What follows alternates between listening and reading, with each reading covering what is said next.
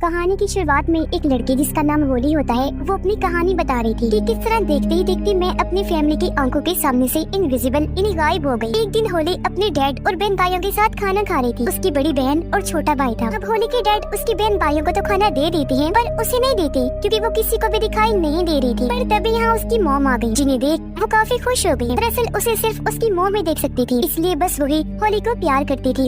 एक दिन होली की मॉम उसे एक नेकलेस देती है जिसमें एक क्लाइडोस्कोप लगा हुआ था, यानी इसके जरिए किसी भी चीज को बआसानी देखा जा सकता था। चीजें इसके जरिए देखना भी काफी अच्छा लगता था। कुछ दिन के बाद होली की मॉम की हालत काफी खराब हो गई क्योंकि उन्हें कैंसर था। एक दिन तबीयत इतनी ज्यादा खराब हो गई कि उनकी मौत हो जाती है। मॉम के मरने से होली बहुत ज्यादा दुखी थी। वो पूरी तरह टूट गई। हर वक्त अपनी मॉम को याद करती रहती थी। जब होली स्कूल गई तो वहाँ भी हर कोई उसे नजरअंदाज कर रहा था। जाहिर है यहाँ भी वो सबके लिए इनविजिबल थी, किसी को नहीं दिख रही थी। होली ने देखा कि मेरी फैमिली मेरे कमरे को किसी स्टोर रूम की तरह इस्तेमाल कर रही है। वहाँ उन्होंने फजूल सामान रखा हुआ था जो देखकर होली काफी टूट गई। उसे समझ नहीं आ रही थी कि इन हालात में क्या करूँ। होली का भाई दरअसल बेसमेंट में रहने लगा। उसे वीडियो आर्ट का काफी शौक था जिसमें वो माहिर भी था। इसका ही पूरा सेटअप उसने वहाँ कर रखा था। होली की बहन ने भी शादी कर ली थी जो अपने हस्बैंड के साथ हंसी खुशी रह रही थी। रही बात उसकी डैड की, वो अभी भी एक इंश्योरेंस कंपनी में जॉब किया करती थी। अब ये सारी फैमिली आज भी साथ ही रह रही थी जिन्हें देखकर हालांकि होली खुश तो होती है लेकिन इस बात से भी वो उदास थी कि इन लोगों में मैं नहीं हूँ। अब ऐसे ही घूमते भागते हुए एक दिन उसे एक बिल्डिंग में घर मिल जाता है जहाँ वो रहना शुरू कर देती है। और वो अपने इनविजिबल होने का फायदा उठाकर जासूस का काम करने लगी, जैसे कि सेलिब्रिटी और एक्ट्रेस वगैरह अगर किसी के साथ ताल्लुक में होते तो ये उनकी तस्वीर बनाकर एक न्यूज रिपोर्टर को सेंड कर दिया करती थी, जिसके बाद वो होली को पैसे भिजवा दिया करता था। इनविजिबल होने की वजह से होली जहाँ चाहे जा सकती थी। शर्म,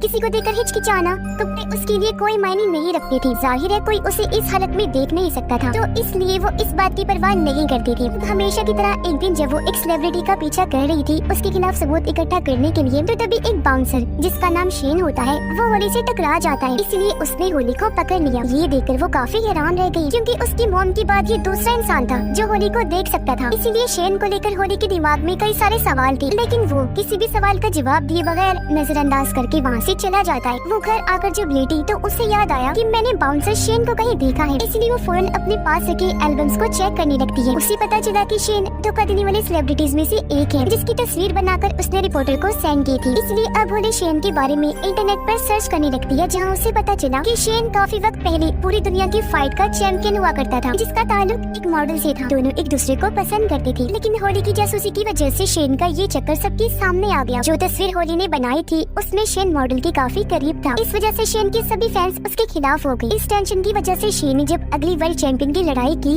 तो वो हार गया, जिस वजह से उसका करियर तबाह हो गया। अब जब होली को पता चला कि मेरी वजह से शेन की जिंदगी बर्बाद हुई तो वो काफी दुखी हो जाती है। वो एल्बम लेकर फौरन शेन के पास गई, इस सब के बारे में बताती है, माफी मांगने लगी कि तुम्हारे करियर डूबने की जिम्मेदार मैं हूँ। तब शेन उस पर गुस्सा करता है और यहाँ से चले जाने को कहता है। होली कहती है मैं तुमसे वादा करती हूँ कि तुम्हारी खोई हुई इज्जत और शोहरत वापस ला कर रहूंगी। शेन को उसकी बातों पर यकीन नहीं होता, इसलिए वो यहाँ से जाने लगा। होली उसे मनाने लगती है कि प्लीज मुझे एक मौका दो ताकि मैं अपनी काबिलियत को साबित कर सकूं। पर वो उसे नजरअंदाज करके अपने मैनेजर के पास आ गया और आने वाली फाइट के बारे में बात करने लगता है। होली भी उसके पीछे पीछे अंदर आ गई थी जो अब मैनेजर के साथ में बैठकर उसकी मैसेजेस पढ़ने लगती है। ये देखकर शेन को काफी हैरत हुई। उसे समझ नहीं आती कि आखिर वो मेरे मैनेजर को नजर क्यों नहीं आ रही और मेरे साथ ये सब क्या हो रहा है, वो मुझे ही नजर क्यों आ रही है। मैनेजर मोबाइल पर देखकर उसे फाइट के बाद मिलने वाले पैसों के बारे में बताता है, जो देखकर फौरन होली बोल पड़ी। वो शेन को बताती है कि मैनेजर झूठ बोल रहा है, ये फाइट के बाद मिलने वाले पैसे तुम्हें कम बता रहा है, जो कहकर वो शेन को असली रकम बताती है। मैनेजर की हरकत के बारे में शेन उसे बता भी देता है। इस पर मैनेजर को हैरत भी हुई और शर्मिंदगी भी, तो उसे मजबूरन ये डील करनी पड़ती है।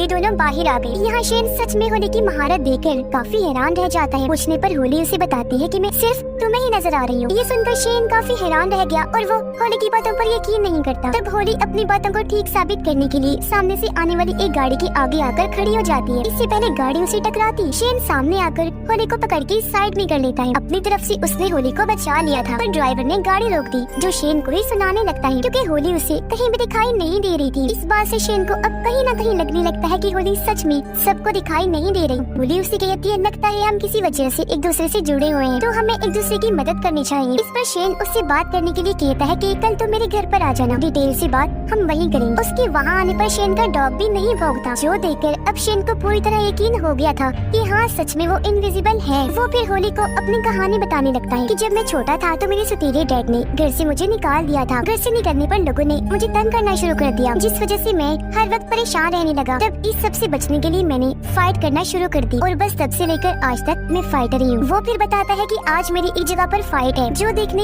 होली भी जाती है, लेकिन जब वो $300 के लिए शेन को लड़ता हुआ देखती है तो फाइट के बाद उसे कहने लगी कि तुम्हें इसे बड़े लेवल पर फाइट करनी चाहिए क्योंकि तुम इतने काबिल हो कि तुम्हें उस मुकाबले की जरूरत है। जिस पर शेन कहता है मगर मुझसे लड़ने के लिए कोई भी फाइटर तैयार नहीं है क्योंकि मेरी फाइट में कोई भी टिकट नहीं खरीदेगा। ये सुनकर होली जब घर आई तो इंटरनेट पर मशहूर फाइटर्स की लिस्ट को चेक करने लगती है। उसे एक ऐसी फाइटर के बारे में पता चला जिस पर नशे की दवाई लेने का इल्जाम था। ये देखकर होली इंटरनेट से नशे की उस दवाई की तस्वीर लेकर उस फाइटर को सेंड करती है। ब्लैकमेल करने लगी कि अगर तुमने शेन से फाइट ना की तो मैं इस बारे में सबको बता दूंगी। जिसके बाद वो शेन के पास आ गई। थोड़ी ही देर में शेन के पास उसकी मैनेजर की कॉल आई जो उसे बताता है कि वो फाइटर तुम्हारे साथ फाइट करने के लिए मान गया है जो नशे वाली दवाई के इल्जाम में था, जिसने पहले शेन से फाइट करने से मना कर दिया था। पर अब होली की ब्लैकमेलिंग का उस पर असर हो गया तो वो मान गया था। अब ये काफी बड़ी खुशखबरी थी जिससे शेन काफी हैरान भी था साथ ही खुश भी। और अब कुछ दिन के बाद होने वाली शेन की इस फाइट का चर्चा हर जगह होने लगता है, जिस वजह से वो भी काफी जोश और दम से फाइट की तैयारी करने लगता है। और अब आखिरकार वो दिन आ ही गया जब इनकी फाइट थी। रिंग में आकर दोनों लड़ने लगे, बुरी तरह एक दूसरे को पीट रही थी। होली भी ये फाइट पास से देखना चाहती थी लेकिन उसे भीड़ भाड़ में जाना पसंद नहीं था, इसीलिए वो शेन के घर बैठकर ही फाइट देख रही थी।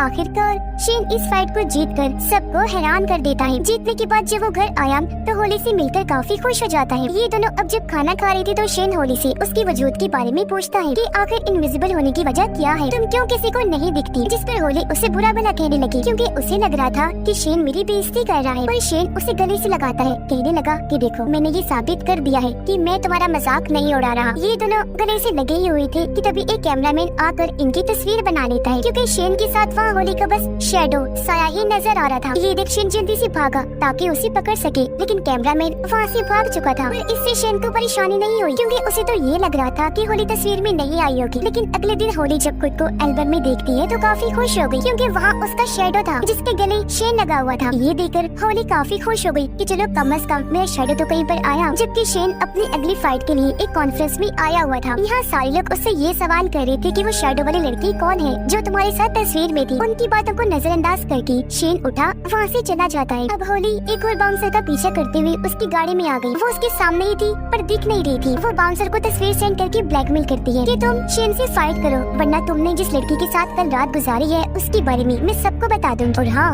तुम्हें ये फाइट हारनी होगी। ये देखकर बाउंसर को गुस्सा नहीं आया बल्कि वो हंसने लगा, इस शर्त के लिए मान जाता है।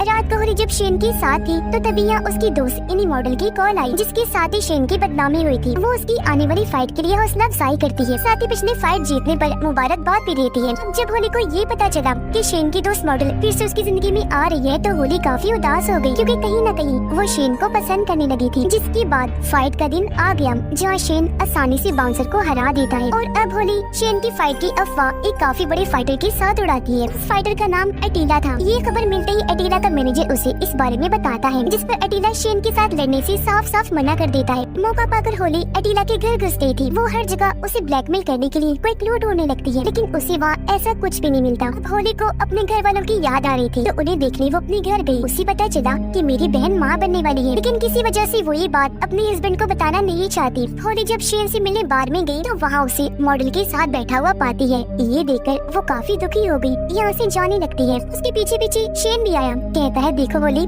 तुम मेरी जरूरत हो लेकिन वो मेरा माजी है, मेरा प्यार है जिसके साथ रहना मेरी मजबूरी है क्योंकि आज भी मैं उसे पसंद करता हूँ। जो सुनकर होली एकदम टूट गई क्योंकि वो ये बात कभी बर्दाश्त नहीं कर सकती थी, इसलिए शेन को अकेला छोड़कर वापस अपने घर आ जाती है जहाँ खबरों में भी शेन और उस मॉडल के बारे में ही बताया जा रहा था, जो देखकर वो और दुखी हो गई। शेन से अलग होने के बाद अब होली आहिस्ता आहिस्ता नशे पर लग गई थी। जहाँ एक दिन उसे मिलने शेन आता है, वो उसे गले से लगा देती है पर शेन उसे ऐसा करने से मना करता है, कहने लगा होली तुम्हें अपनी इस हालत के बारे में समझना चाहिए कि तुम ऐसी इनविजिबल क्यों हो और फिर उस वजह को ठीक करना। जो कहकर वो यहाँ से चला गया। उसके जाते ही होली गुस्से से पागल हो गई, कंट्रोल से बाहर हो जाती है और घर का सामान तोड़कर इधर उधर बखेरने लगती है, जिसमें उसकी मॉम का दिया हुआ क्लाइडोस्कोप वाला नेकलेस भी टूटकर गिर जाता है। अगली सुबह जब होली सोकर उठी तो वो काफी हैरान रह जाती है, क्योंकि अब तो वो खुद को शीशे में भी नहीं देख पा रही थी। ये बताने के लिए वो जब शेन के पास गई तो अब वो उसे भी दिखाई नहीं दे रही थी, जिस वजह से वो काफी चौंक गई। पूरे शहर में घूमने लगती है, क्योंकि उसे कुछ समझ नहीं आ रही थी कि मैंने करना क्या है। उधर मॉडल शेन की ट्रेनिंग देखकर काफी खुश हो जाती है, कहने लगी कि मुझे लगता है तुम इस बार अटीला से भी जीत जाओगी, क्योंकि हारने वाले लोगों से मैं ताल्लुक नहीं रखती। ये सुनकर शेन को अजीब लगा। वो कहता है कि अगर मैं हार गया तो क्या तुम मुझे छोड़ दोगी? वो बातों को टालने लगती है। अरे नहीं नहीं, मैं तो बस मजाक कर रही थी। पर क्योंकि शेन को उस पर शक हो रहा था, इसलिए वो यहाँ से चला जाता है। उधर होली ये फैसला करती है कि इससे पहले मैं हमेशा के लिए इनविजिबल हो जाऊँ, मेरा वजूद खत्म हो जाए, मैं आखिरी बार अपनी फैमिली से मिल आती हूँ। वो जब अपने घर गई तो पता चला कि उसकी बहन ने अभी तक अपने हस्बैंड को इस बारे में नहीं बताया कि मैं माँ बनने वाली हूँ। ये देखकर होली समझदारी से उसकी किट को अपनी बहन के हस्बैंड के सामने ले आती है, जिससे वो भी जान गया कि वो माँ बनने वाली है। उसे बहुत खुशी हुई, वो उसे गले से लगा लेता है। जब होली अपने भाई के पास गई तो उसने देखा कि कैमरा में मेरा भाई एक लड़की को देख रहा है, क्योंकि वो उसे पसंद करता था पर अभी तक इस बारे में उसे नहीं बताया। ये देखकर होली जानबूझकर उस लड़की को नीचे गिरा देती है ताकि मेरा भाई उसे बात कर सके। ऐसा होता भी है, दोनों बातें करने लगे। इस तरह उनकी दोस्ती हो जाती है। और वो अपने डैड के पास गई जो दुखी नजर आ रही थी, उनकी आंखों में आंसू थे। होली देखती है कि लैपटॉप में डैड मॉम की तस्वीर देखकर उदास है, यानी वो उन्हें आज भी याद करते हैं। उसने फिर जब देखा कि डैड मॉम की कब्र पर जा रहे हैं तो वो भी उनके साथ साथ चली जाती है। वो फिर अपने डैड से माफी मांगकर शेन की फाइट देखने के लिए निकल जाती है, जबकि शेन फाइट में अटीला से काफी मार खाता है। ये देखकर होली को बुरा लगा, इसलिए वो शेन की हौसला अफजाई करने के लिए रिंग में ही चली जाती है। वो शेन के हाथ पर अपना हाथ रखकर कहती है कि तुम घबराओ नहीं, मैं तुम्हारे लिए यहाँ पर मौजूद हूँ। पहले पहले तो होली शेन को नजर नहीं आती, लेकिन कुछ ही देर में वो शेन के साथ साथ सबको दिखने लगती है। पर इस बात से वो खुद अनजान थी, जल्दी से रिंग से बाहर आ जाती है क्योंकि वहाँ से शेन को सपोर्ट कर सके। तभी गार्ड उसके पास आ गया और क्योंकि वो बिना टिकट के अंदर आई थी, इसलिए वो उसका बाजू पकड़ लेता है ताकि उसे बाहर निकाल सके। ये देखकर होली काफी चौंक गई कि ये मुझे देख पा रहा है, इसने मुझे हाथ भी लगाया। और अब शेन कुछ ही पॉइंट्स के कम होने की वजह से अटीला से फाइट हार जाता है। मैच खत्म होने के बाद मॉडल उसके पास आकर शेन को हमदर्दी दिखाती है, वो उसे कोई बात किए बगैर वहाँ से चला गया, क्योंकि अब वो होली को पसंद करने लगा था। इसलिए वो भागकर होली के पास गया जहाँ गार्ड उसे निकाल रहे थे। शेन उनसे कहता है कि रुक जाओ, ये मेरे साथ है, और अब वो होली को गले से लगा लेता है। दोनों फिर से गले से लग गए। इसके कुछ दिनों के बाद होली अपने डैड के सामने गई, जहाँ वो अचानक उसे देखकर हैरान तो थी, साथ ही बहुत खुश भी हो जाते हैं और अपनी बेटे को गले से लगा लेते हैं। और इसी के साथ इस फिल्म की कहानी भी यहीं पर खत्म हो जाती है।